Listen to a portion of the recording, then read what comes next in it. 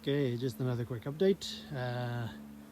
I've got 3 colonies here. I'm going to be moving this colony into this Hive IQ hive to test it out. This nook here will get an extra box with the feeder, and then this one here will do an inspection.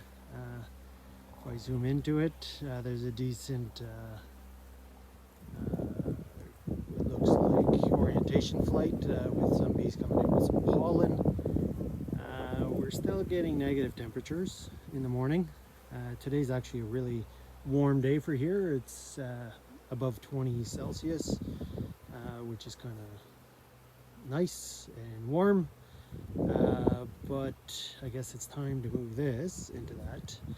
I've designed, I'm going to use the excluder that comes with it to set up top feeder. So I'll show you how to do that. Because I was looking of a way, I don't really like using frame feeders because you got to open the hive. So with the top feeder, I've just, you'll see, I set it up so I can just pop the top, fill the feeder, and bees won't even know I'm in there. And that's the ultimate goal. And then, so like I said, this middle one here is my resource nook, Old Queen. You can see tiny entrance, about an inch square. Reason I do that is there's a sensor at the door, just inside the door, and one above that center box. Center box is around 30 Celsius, and the bottom one is around 16. So the bees are having a challenge keeping that bottom warmed up versus, for example, this stronger hive, even with the double box here. The bottom there is in the mid 20 Celsius and the top is in 33.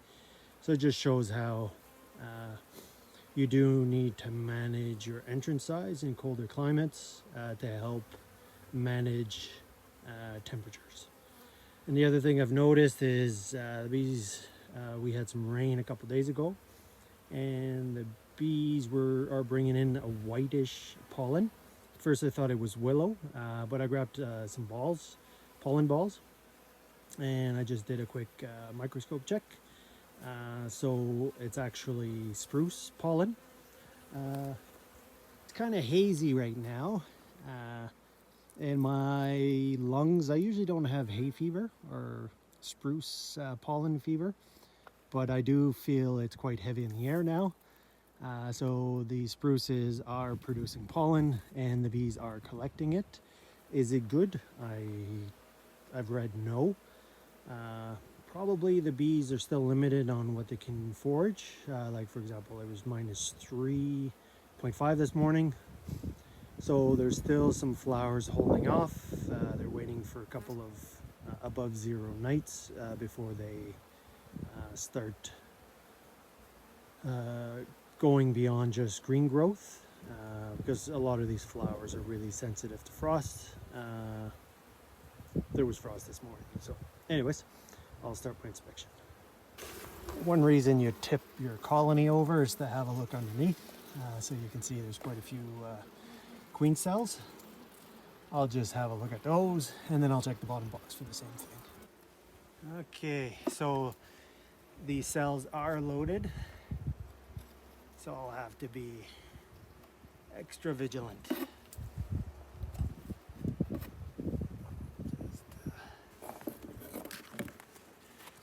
And just a word of note, this colony here, when I moved it from my other yard to here, I guess the stress of it did pull out some EFB.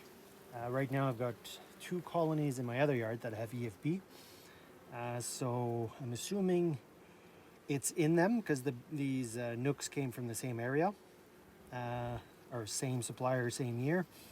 So I'm assuming the bees have it in them. And stress situation is what makes it come out.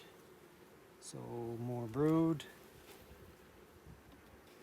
And what I may do is move that honey frame on this side if it's not proportional.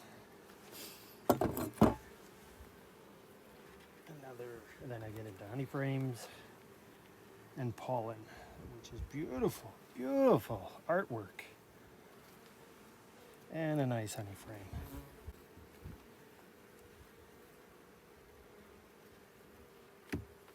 So there's 2 honey frames on this side, so I'll probably do that. This one's lighter, I'll move it in the middle. Yeah, this one's lighter.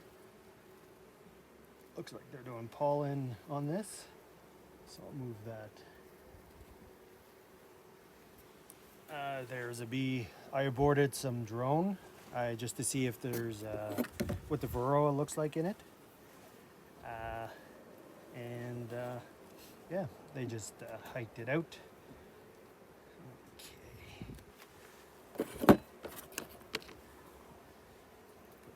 Here, so they build it out. Honey frame, and then I'll put this honey frame on this side. And that's it. It's not too bad. Okay. Put my sensor on. Good.